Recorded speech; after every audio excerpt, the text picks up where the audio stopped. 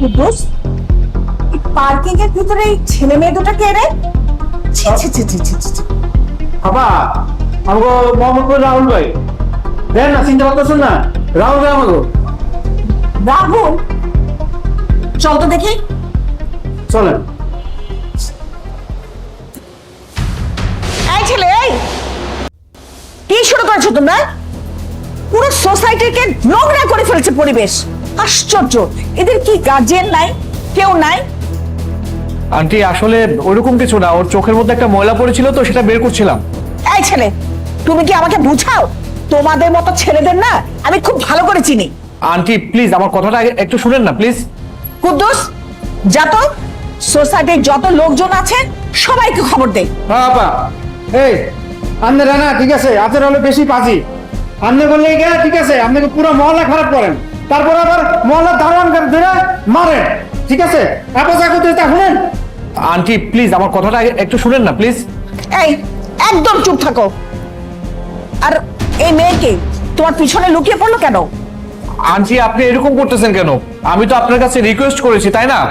আমরা না হয় ভুল করেছি মানলাম, আমি আপনার কাছে এতবার বলার পর আপনি এরকম সিনক্রেট করছেন কেন? প্লিজ আপনি বিষয়টা বাদ দিন না। আমি আপনাকে কথা দিচ্ছি আমি আর কখনো এখানে আসবো না। এই মেয়ে, এই সামনে আসো। লুকিয়ে আছো কেন তুমি? শোন, ওদের ঘরের লোকজনকে ডাক।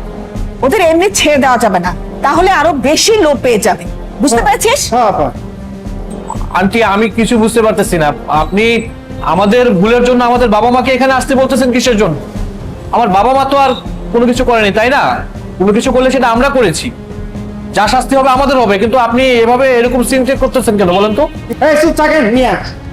আপনি গো ঠিক আছে, আপনি গো যা ইতি আছে সবকিছু সোসাইটির মানুষ দেখবো, এটা জানার দরকার আছে। আপা কি কন? আন্টি প্লিজ বাদ দিন না, সাবজেক্টটা বাদ দিন না প্লিজ। আমি আপনাকে এত করে বলতেছি, আপনি আমার কোনো কথাই শুনতে পাচ্ছেন না। মানে আমি বুঝতেছি না আপনি এরকম করতেছেন কিসের জন্য বলেন তো? না আম্মা, এই মেয়ে, তুমি আমাকে আম্মা না ডেকে নিজের মাকে ফোন দিয়ে খবর দিয়ে এখানে নিয়ে আসো। এই তুই এখনো ভয়েস নোট পাঠাসনি? দাঁড়া, নে সবাইকে জানিয়ে দে, আর এক্ষুনি সবাইকে এখানে আসতে বল। মোহিনী তুই? মা আমাকে ক্ষমা করে দাও, আমরা তো কোনো ভুল করিনি মা। আরে তোর কি মাথা খারাপ হয়ে গিয়েছে? ম্যাডাম বাদ দেন তো। আপা আপনি উপরে চলেন তো, আসেন।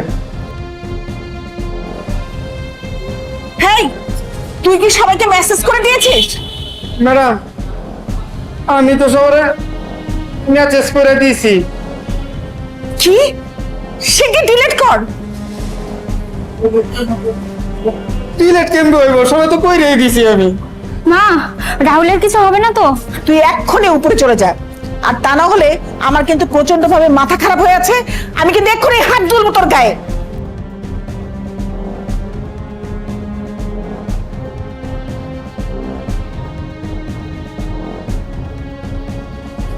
আজকের পর থেকে তুই আর আমার মেয়ের সামনে ঘোরাঘুরি করবি না।